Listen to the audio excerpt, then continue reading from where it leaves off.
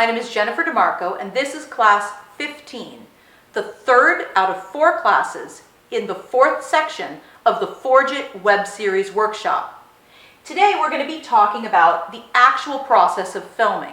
These are just some tips, some things that might be common sense to seasoned filmmakers, but that caught me completely by surprise, and I wish someone had just given me a heads up going in. So let's attack our common sense tips about filming, because whether you're going to be your cinematographer, camera operator, or you're going to be hiring or bringing in someone else, you should know this stuff and pass it on. Don't assume your camera person knows. Negative space, never centered. What does that even mean? Negative space is space around an object or person that's open and free. It's not negative as in it's a bad thing. It's negative as in it's not positively filled with something. Negative space creates a cushion around our focus point that is attractive to the eye. Never centered. Don't ever put something dead center, your focal point dead center in the middle of your frame. Why? Because the human eye gets stuck there. Now you've probably heard that in an art class, if you've ever taken an art class. If something is smack dab in the middle of your canvas, the human eye gets stuck there and it doesn't tend to take in the whole rest of the picture. It's the same thing when you are creating with film, with a visual image like that. Always flush things to one side or the other, never dead center. I find that there is a setting on the Nikon camera that places a grid over it. I love that because then I can really place things, especially if I'm doing split screen work. Now, what is split screen work? Split screen is when you have the same actor playing, for instance, twins. You set it up with your grid and you have one actor say all of his lines on this side of the screen. You make sure, then you turn the camera off, turn it back on again, have the actor then stand on this side and give their lines for the other character. Then, in post-production, you simply slice the footage in half and put the two pieces together. That works great, and it's very easy to do if you have that wonderful grid feature that puts those grids on your viewfinder, because that way you know that one actor doesn't accidentally cross that center line and pass into the space of the other actor. Always change the shot type or angle between shots.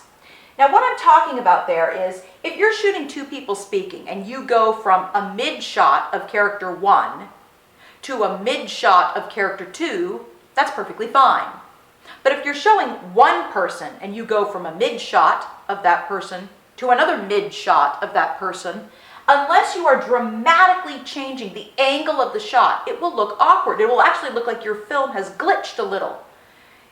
It's funny, but it's actually very easy to accidentally do something like that, especially when you're going back over your script, making edits, taking out shots and things like this. So either change the shot type, go from a wide shot to a mid shot, or a mid shot to a close-up, or even an ECU, an extreme close-up, or dramatically change the angle. If you're shooting straight on, maybe a straight on mid shot with a dramatic tilt from below, whatever it is. Dramatically change so the eye doesn't just say, oh, we're looking at the same thing. Why was there a cut there?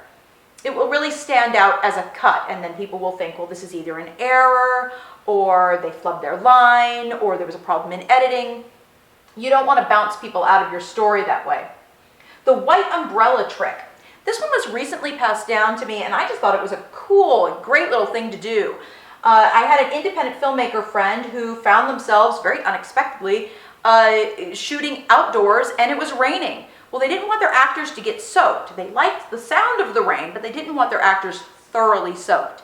And so they ran to a convenience store and bought the first umbrella they could put their hands on. Now, bizarrely enough, the umbrella was white.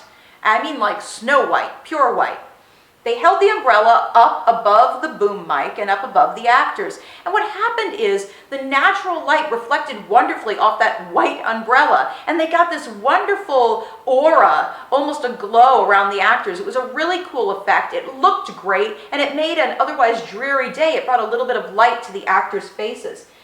I would say if I could, I'd get my hands on a couple of jumbo white umbrellas because that would be awesome. Now, if you're working indoors or you're working outdoors with lights, you could bounce your beautiful white reveal lights off those umbrellas to cast that light in an even wider pool. So that's another way that you can use those nifty white umbrellas. If you're going with actual photography and lighting equipment and you get the big white billows that you can bounce light off of, which we did cheat a couple of times and just simply hang white sheets and bounce the light off white sheets. Those can get expensive, both the billows and the white sheet approach. But it is something you can look into, especially if you're having trouble getting the nice bright light that make your characters really pop and the colors in the scene really pop. Avoid white in the light. You can say, you just told me to buy a white umbrella. You just told me look into sheets, hanging sheets, getting photography billows, whatever it is. I'm talking actually about costuming. We often in Epic Heroes dressed certain characters in all white. Sometimes this was disastrous and sometimes it was perfectly fine. What was the difference? The character that we put in white, who stood in bright light, it threw off the color balance on the camera. And every time they moved, it was like a little flash effect. Didn't work really well. However, our characters that were in all white in the woods were perfect. They popped from the rich green background. If you're going to be shooting in direct light, don't put your characters all in white. And to be extra safe, I would even go so far as to say, I don't intend to put characters all in white ever again, no matter where they are. There are other ways to make your characters pop. White accents, for instance, is perfectly fine. All white can get very tricky with a prosumer camera that doesn't want you to mess with some of those settings. You can auto adjust, but again, it makes every shot with a character all in white that much more difficult. Hand warmers. This was a trick that I think I brought up during the course of our series before.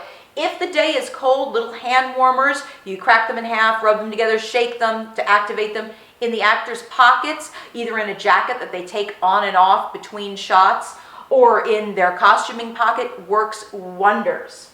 1 hour lead-in. 1 hour lead-in means from the time you get to a location or from the time all the actors arrive at a location, don't expect to actually shoot a keepable shot until it's 1 hour in. That includes packing your equipment in, setting up, talking to your people, establishing your good rapport, making sure everything is where it needs to be, making sure you have your craft services set up. 1 hour. So especially if you're renting or reserving a location, make sure that you give yourself that 1 hour lead in. Last thing that I wanted to touch on, last little tip to throw out there. I hope that in some ways this is some of the most valuable stuff you guys hear. Because even though they're brief tips, like I said, they're tips I really wish I had. Slate, action, cut. Make sure that it's in the sack. Now, I'm sure you've heard the phrase, it's in the bag, it's easy, we've got it, it's secured. The little sack rule is simply to keep everything smooth, to make the post-production process easy when you're editing so you can find your footage. Use Slate. As the director, you call Slate. Your Slate operator steps in.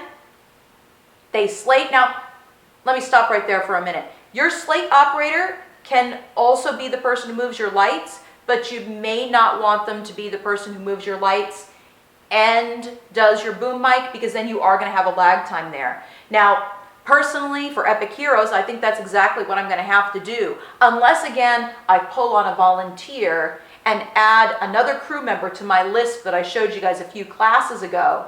Another crew member that literally just runs the slate. You want the slate in, 15-second shot. Will work really nice, especially if your editing laptop is a Windows 7 that's going to give you those beautiful thumbnails of your footage before you even open it.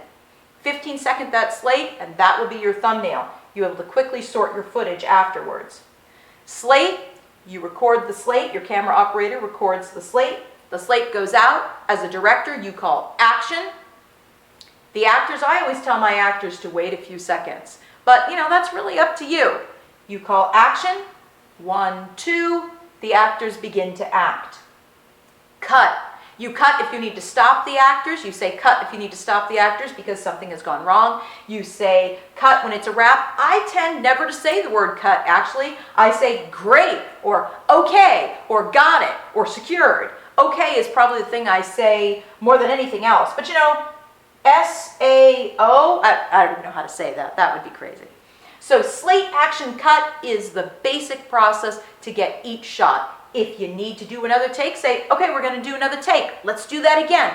Watch your language. Remember, as the director, you are responsible for your actors' morale. You want to keep them positive and upbeat, focused on their characters, and on giving you the best possible performance. So, compose your shots. Make sure you've got that good negative space. Never center. Always change your type or angle between your shots. Don't make it look like a glitch or an accident. Remember, you can bounce light off of white. Even pieces of white poster board you can bounce light off of. Those are inexpensive. Avoid all white costuming unless you're kind of into that trippy white effect. Test it out. Rehearse with the camera if you are going to use all white. Hand warmers on cold days, they're wonders. Hot cup of coffee in the hands of the director is also going to do wonders. 1 hour lead-in, you're not being lazy. That's a good time. Don't rush yourself when you first get there. Take time to connect with your actors, with your crew. Ask them about their weekends. Be social, it's okay. Slate action cut. Make sure that every shot is secured and in the bag. All right, that concludes class 15, a short class of common sense tips.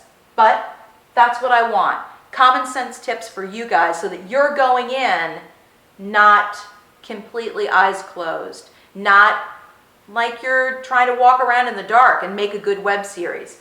These common sense tips are things you may never have heard before, or if you have, perhaps, especially this one, that shot type and angle change.